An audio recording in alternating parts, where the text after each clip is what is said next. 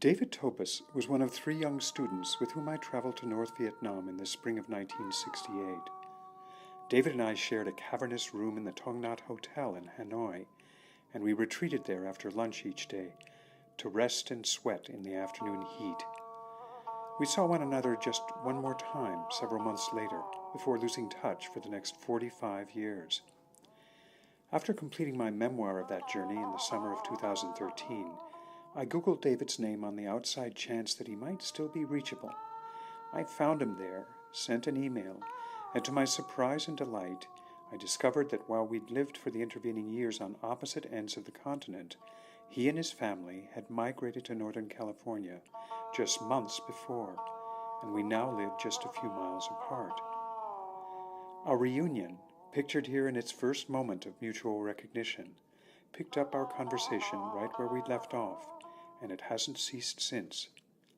I invited David to sit down and reflect together on the memories and meanings of that remarkable journey from the perspective of half a century since. Hi, welcome. Nice to be here. Nice to see you. Welcome to Hearts Broken Open. You know, David, it has been close to half a century since we last saw one another. Let's go back to that time, May of 1968. What got you the invitation when, Time magazine wasn't going, the New York Times didn't have a reporter there? This was North Vietnam. This was not the South, where hundreds of thousands of American soldiers were going and there was plenty of press. How did you get corralled into risking going to North Vietnam? I was in graduate school at the time, and I was studying sociology at Yale, and a professor there named Bob Cook, who was active in the anti-war movement, and I was active in the anti-war movement. I had helped set up the Draft Action Center, which was draft counseling for people who wanted to get out of the Army. And he asked if I was interested in going. He had been to Bratislava and met with the Vietnamese Madame Binh, and they arranged for a delegation of students to come, and he asked if I was interested in it. I think he asked 1 or 2 other students, and I was able to get the funds together and could go. And then when I came back, in graduate school, I had a National Defense Foreign Language Fellowship because I went to North Vietnam. They tried to take it away. And I remember going to Washington with George Johnson, Attorney Johnson, who represented me in front of this panel for the National Defense Foreign Language Fellowship, saying I was a student interested in learning about what was happening in North Vietnam, and we won. And so they didn't take away my fellowship. I'm probably the only person who went to North Vietnam and still had a National Defense Foreign Language Fellowship to study in graduate school. Did you feel you were taking a risk that you might go to jail, or, after all, it was the enemy? When I was in my early 20s, the sense of risk or that I was vulnerable in any way just never really crossed my mind for anything I did. I think kids that age are reckless and have a sense of invulnerability, and that's what I had. I worked in Mississippi beforehand and as a civil rights worker, and went into a county fair to buy a pig with a black young man who was working with us, and a guy came over to us as we sat in this luncheonette with a club, threatening to smash my head in, and I never thought that could really happen. And it was the same thing about going to North Vietnam. It was just, you didn't think about the consequences. I think that's why in some ways, revolutions are made by young people because they don't realize what the possible consequences of their actions are and what the barriers are to doing what they do. I actually felt that there was a significant danger of legal repercussions. Huh. When you met up with the rest of us and we made our way to Vietnam, did you feel that you were kind of making history? I don't think so. It was like almost too unreal for me to sense what was going on, and since there wasn't a lot of limelight connected with the trip, it seemed like we were just going. I would come and back and tell the story in New Haven and continue doing what I was doing to fight against the war. That's what my expectation was when I went. I didn't feel like I was on the stage of history. You did? Not so much me personally, but I did feel that that was a period in, the 60s, particularly that period around 1968, when it seemed like what we were doing would all be part of a public history. And that, I had participated in the siege of the Pentagon in the fall of 67 that Norman Mailer wrote about in Armies of the Night. And then, the killing of Martin Luther King, the assassination, Lyndon Johnson's decision resignation, and to stop bombing Hanoi. We went only 6 weeks later. What were your first impressions when we arrived? Did it seem like what you were expecting, or? It seemed so unreal. It was almost a fantasy. I was so young when I went. I think in '68 I was 23 at the time, and it was unreal.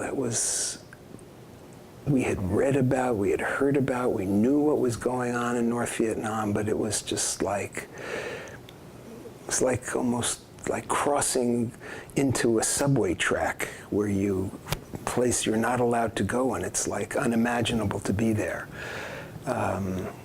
You were touching the third rail. It was not like touching the third rail, it was like being where it was unimaginable to be. It was very formalized. It was very sort of a diplomatic setting, and everybody was very polite and formal, and those are hard situations for me to be in, since I tend to try to be more spontaneous or I remember relaxed. you being somewhat irreverent at various moments. Probably. Do you remember the what we called the Kakban speeches? I do. Kakban meaning dear friend. Dear friend. In the work I do now, I do a lot of Kakban speeches. I work with UNICEF a lot of times in Africa, working with governments, and I worked in Eastern Europe and the former Soviet Union for 10 or 15 years with the World Bank and with UNICEF, and meetings with the government begin with that same kind of formality and same kind of language that doesn't quite mean what you're really saying. And I think the situation in Vietnam helped me to learn that style, which is a technique but not my preferred way of communicating. What I recall was that we would sit there in a formal meeting with some minister of this or that, or at a war crimes museum where there were remnants of American jet fighters and things, bombs and things like that. And they would offer us a sort of warmed over 7-Up kind of drink. Yeah, they didn't have refrigeration for drinks. And you and I both got somewhat impatient with that, I remember. And one afternoon when we were given time each afternoon to rest, you expressed you just sort of said some irreverent things about how this reminded you of maybe this wasn't really Vietnam anyway. Yeah, I remember that vividly, that I said that I think we're not really in Hanoi, we're in New Jersey at a stage set, and these are Chinese walk-ons, and it's just being a fantasy. I think I was too young to really appreciate the experience and to integrate with the situation. I think one of the things I learned from the experience is that really understand something or to connect with a person or to understand a person, you really have to connect with them. You really have to almost be part of their situation, to empathize with them. And though I empathized with the Vietnamese, it was a distance that I felt. I wasn't able to fully be part of the situation.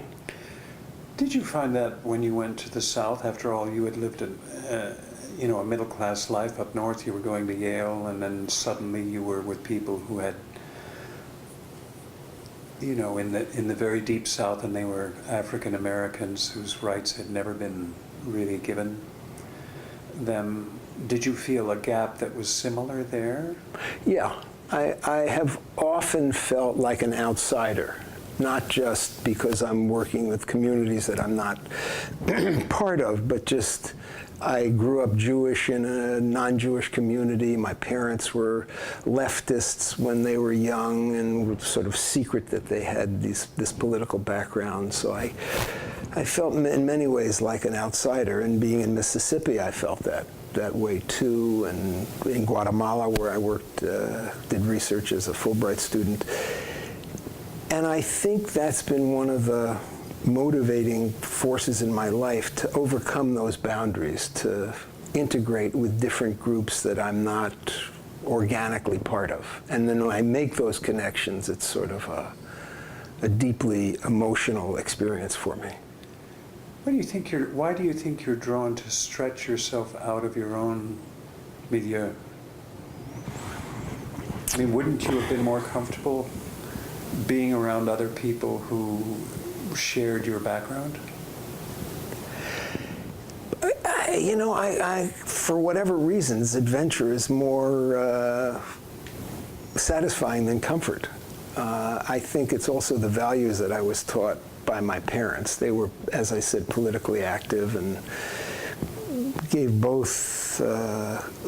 to me and my sister and my brother those values of wanting to help other people and be part of a larger movement and something bigger than yourself. And I think that's contributed to why I've done these things. Right. Did you go out during our siesta period each afternoon when it was sweltering hot, did you ever sort of escape from our minders? Yeah, and I had one of the most fascinating and important experiences when I did that. Andrew Kopkind, who was a journalist, was in Hanoi at the same time, and one afternoon he and I decided to go for a walk, and I had my camera, and we just wandered around the streets of Hanoi and came to the Red River, which borders or isn't part of Hanoi, and there was a bridge over it, and I thought, oh, this is a nice thing to take a photograph of. So I took a photograph, and the United States had bombed that bridge, and it was a military target. And here I was, a North American in Hanoi, photographing this bridge of military importance. And police, I guess it was just one policeman, came, said something in Vietnamese that I didn't understand, which was basically, you did something you shouldn't do. He took us to the local police station, which was a storefront, and dozens of little kids came gathering around as we walked there, not in handcuffs, not roughed up, just walked to the police station. He took the camera, took the roll of film out of it. Somehow we communicated that we were staying at the hotel in Hanoi. And one of our guides came, got me.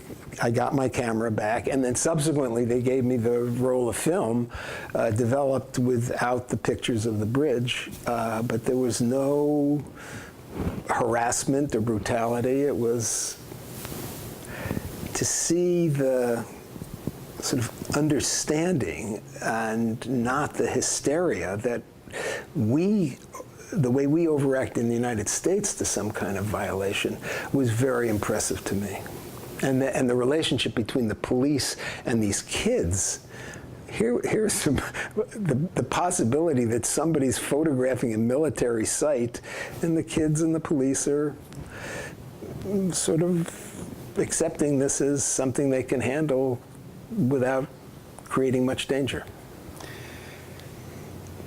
You know, when you say that, and I think of how it is now, in this country, among our own people, with Right. our own authorities, if Right. you were photographing something of military significance in this country, And I was from North Vietnam, or let's even just take it as an American. American, what do you think would happen? Whoa. Who knows where I would be tortured, but I would certainly be tortured. They're so quick to do that in this country. It's such a violation of people's rights. You know, we really didn't see that many bombed out places in Hanoi itself. Not in Hanoi, no. No, we didn't.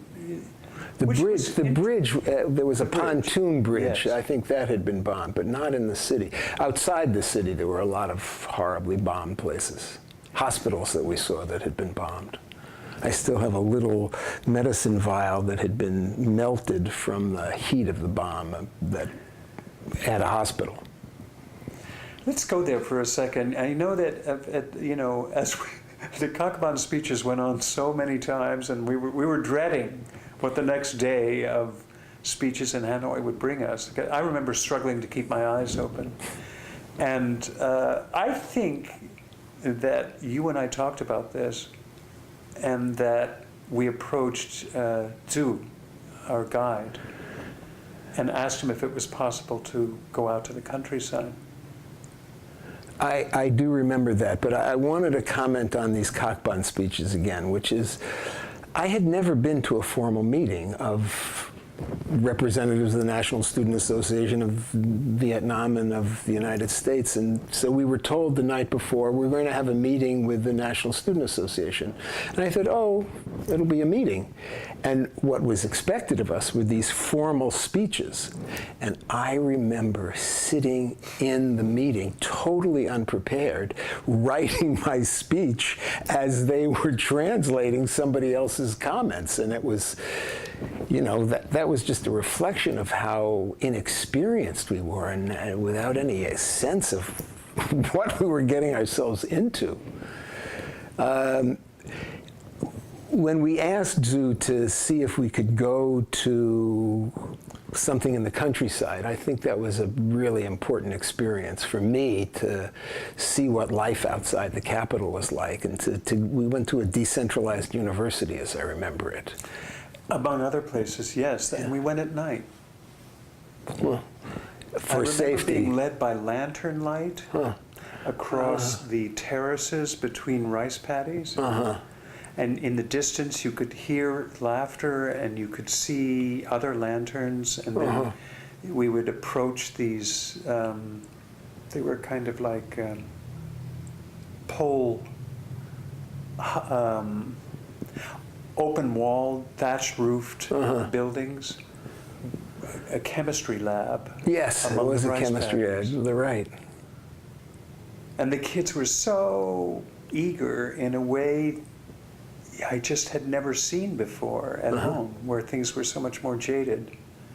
My most vivid memory of that was we were in some meeting, and it was at night, where this young woman, a very large, ugly-looking insect, landed on her, and she just gently picked it up and let it fly out the door. I was so struck with the gentleness in the context of the brutality surrounding them. I was too, and very much, and very moved by it. There were times when my heart hurt because I was so moved by it. At the same time, I kept wondering, am I not seeing everything? After all, people are people. There has to be some bitterness in it. I remember in those meetings in Hanoi, you know, we're in a war museum, and they're showing this is what the Americans have done to us. Yeah. I'm an American. I'm sitting there, and I'm feeling, oh my God, I don't feel comfortable here. I don't know what to... Yeah, those were horrifying experiences. When we saw the pellet bombs, which was a baseball filled with metal BBs, inside a mother bomb, and those were clearly bombs designed to attack people. It was horrifying that the United States would engage in this kind of military tactic, to the point where I became embarrassed about the American flag. When I thought about all that's been done under that flag, the genocide of Native Americans in the United States, 2.5 million Vietnamese were killed in that war, and our overthrowing of governments of Guatemala and Iran, it's for a period, and still, it's an embarrassment to me to have people proudly wave that flag given all that's happened. I felt something a different emotion. It wasn't embarrassment, it was shame.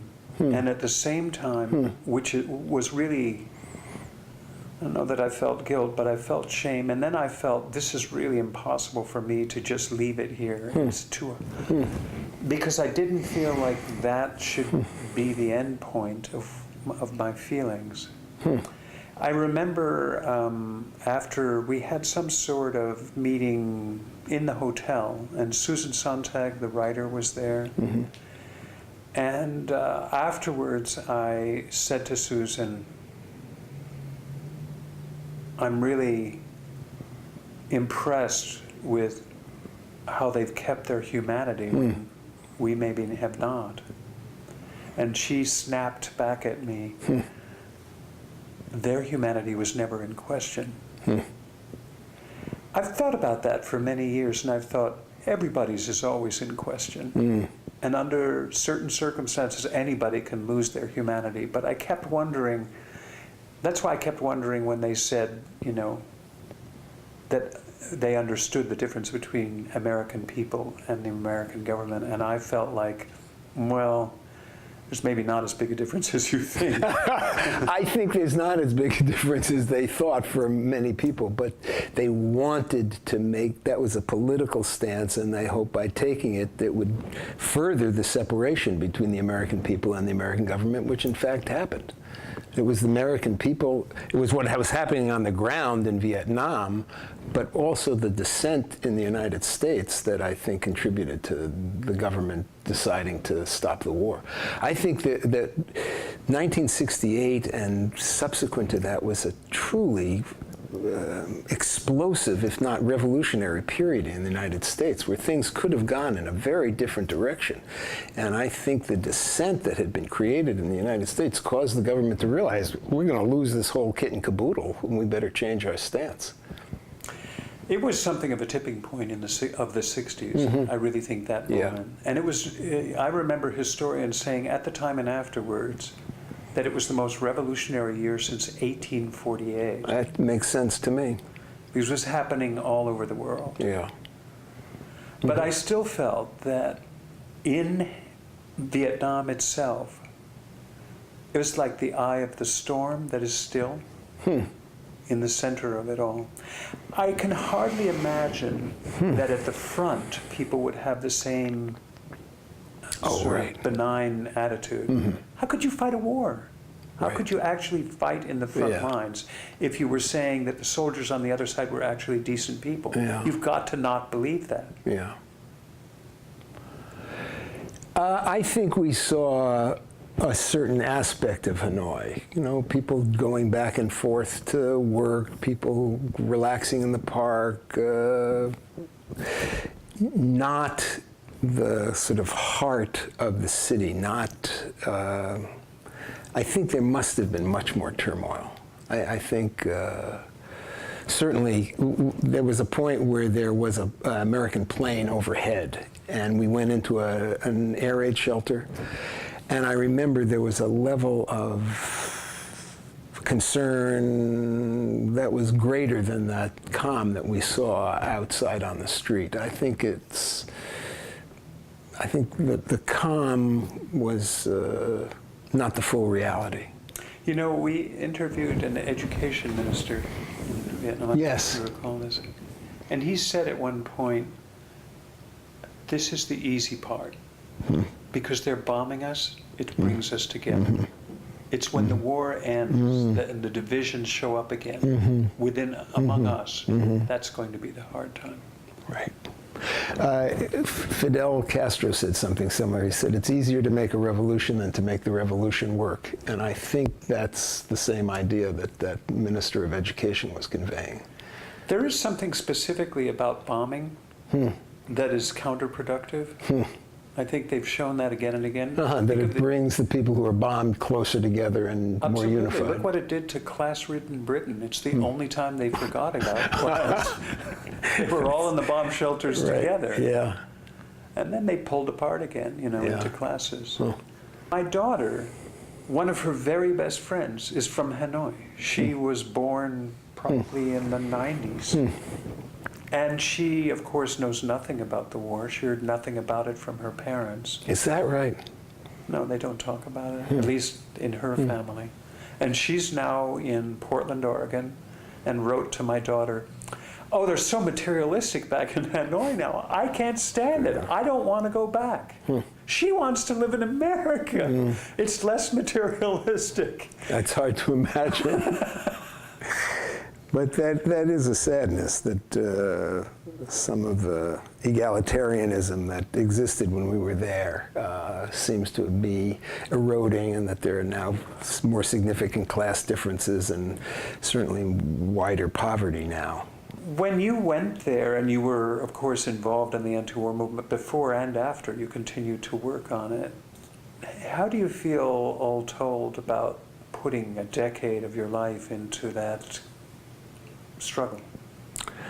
I feel great about that part of my life. I think that was one of the things that happened to me in Vietnam, is that I realized that these people are full-time revolutionaries, or full-time dedicated to making their lives and their country free, and that I needed to do the same if I wanted to be supportive of their independence. And so I spent the next 10 years of my life being an anti-war counselor, working against the war.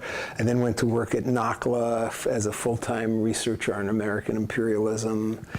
And then I started, when I found research, academic research on Latin America a little too alienating, I started driving a taxi cab as a way to organize, to be a full-time organizer, full-time militant.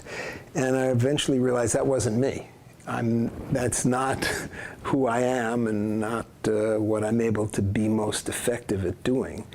And shifted eventually, not just giving more benefits to people, but to try to shift the balance of power, which I think is what real radical reform is about. So I was not very happy a lot of the time that I was doing those things, but I'm very glad I had those experiences in my life trying to make dramatic change in the balance of power. We had a lot of dreams in the 60s about what we might be able to do. I know that for me, there was a sense that we were at the center of history, and that what we were doing had enormous stakes. And there were vast, demonstrations for a while, 500,000 or 1 million people marching alongside you on Fifth Avenue, and you felt like, my God, we're going to make this happen. And then there was a kind of a counter-revolution, and that's been going on ever since in some ways. I still locate friends here, there, and everywhere, like yourself, others too, who quietly have toiled in the vineyards for 40, 50 years now. And by and large, quietly have done so. And they didn't leave. Most of that 500,000 people marching went on to, join a corporation or teach in a university or get a family, and not that we didn't do that too, but I guess my question is, the next generation said, you guys were fools and you didn't accomplish anything. A lot of... Well, that's not my view. there's a lot that you've raised. One issue is, were we part of history, and did I feel part of history in the 60s and 70s? And when there were 1 million people in a demonstration, I felt like a participant in the demonstration, not that I was making history or that my role was that significant.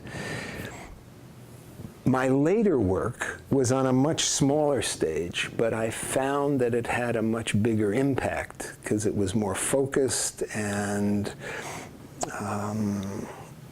I was working in an ongoing, sustained relationship with a lot of people, working to reform child welfare, to how poor people who are struggling are treated in the United States and also internationally. And I felt like there I was also trying to shift the balance of power so poor women and some men would have greater say in the decisions that affected their lives, which was a principle we got in the 60s. To give them greater strength to improve the child welfare system and to support their families. And I feel like I was doing the same kind of work, but on a smaller scale, but making a difference. And I found it very satisfying to be able to contribute to those struggles. It's I got one job in the corporate world. An uncle of mine got me a job working in a marketing firm, and we were marketing Big John's Beans and Fixins. And I was the supervisor on the night shift where people made calls across the country to see what people thought about Big John's Beans and Fixins. And I was fired. It was the only job I was ever fired from because I couldn't take it seriously. I couldn't get the workers to be motivated to contact more families. But what I find satisfying is working with groups of people to work together to bring about change. And it raises the question about what constitutes success. Mm-hmm. Whether it's a political movement. I mean, in this country, usually success is measured by you're either famous or you're rich. Uh-huh. And this is none of those things. It's neither of those things, by and large.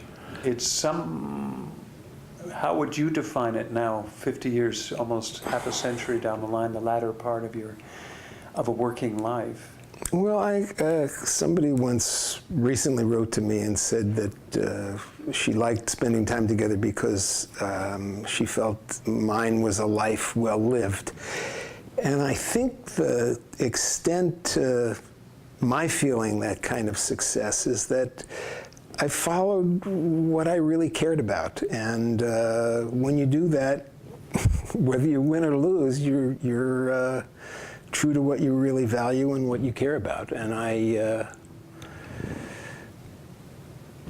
was able to have some successes along the way in terms of making a difference in people's lives. But so I never had a career path.